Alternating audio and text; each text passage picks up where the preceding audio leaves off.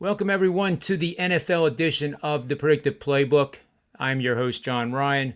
I'm pleased to have my good friend and pal, Dr. Chuck, on the show.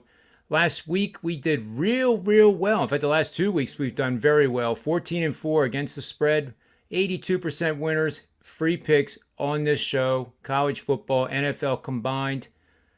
I don't know what other show you'd want to watch. So we're going to get right to it here. We're going to go right to Cincinnati, and Cincinnati is hosting Green Bay in a game where these two teams have beat Pittsburgh in back-to-back weeks. Last week, the Packers beat Pittsburgh. The week before that, the Bengals beat Pittsburgh.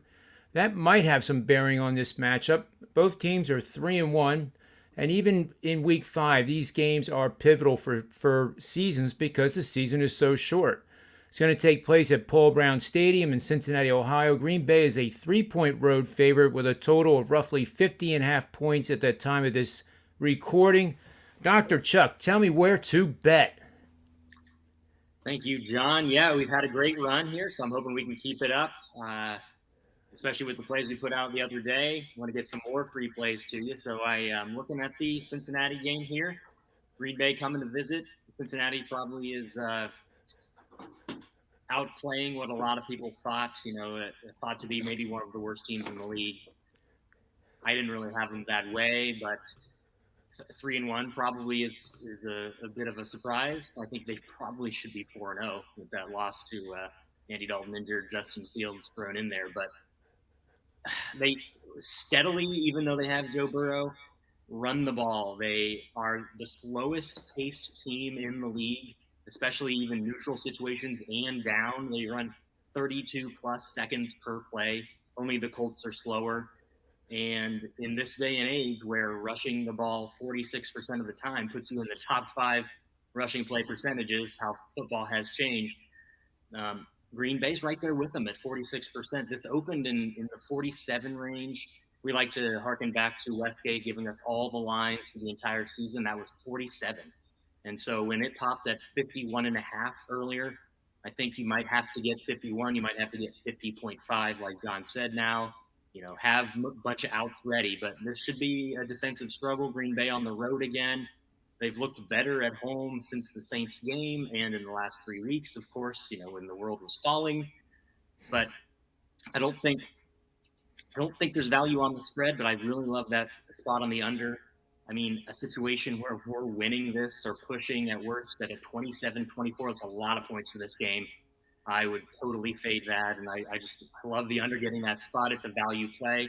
I'm not hopping on anything right at 48 when Westgate pops that at the beginning of the week, but, I am one of these, what I get called sometimes is a line babysitter, and once it gets to that point, 51 is a very key number.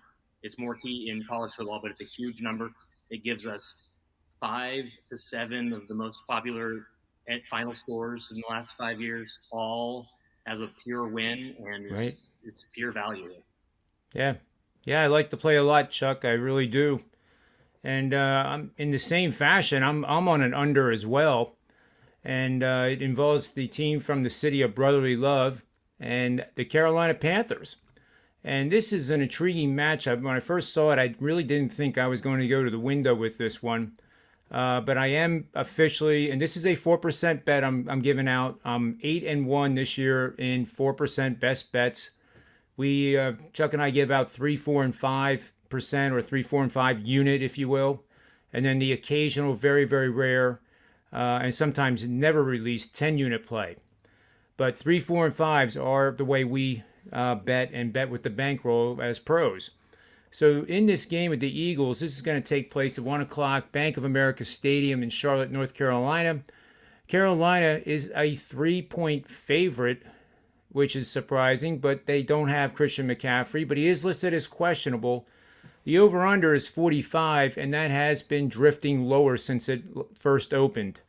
I think the problem with the Eagles is a simple one. I noticed it in my studies of the Kansas City game, and that was a winning over pick. But the problem with the Eagles is they can't run the ball. The reason they can't run the ball is because Jalen Hurts doesn't throw enough vertical routes. And it's not like he does not have weapons available to throw those vertical routes. Somehow the Eagles' offensive line, which is banged up, has replacements, is going to have to find a way to give him that extra half a second and let him throw. Even if they're incomplete, it's going to force the linebackers and the safeties to respect the vertical route, especially when you have speedsters like Devontae Smith, Jalen Reagor, and Quez Watkins at your disposal. In turn, that'll open up the ground game because they can't place more than 7 guys in the box. So I really think that the Eagles are going to continue to struggle, especially against a defense like the Panthers. I actually don't see either team scoring 20 points in this game, a total of 45, and it's looking pretty sweet. I would also do a 2% bet under 22.5 first half, and obviously the 4% under in the full game. So there you have it. You have 2 picks from us. First half total, actually have 3.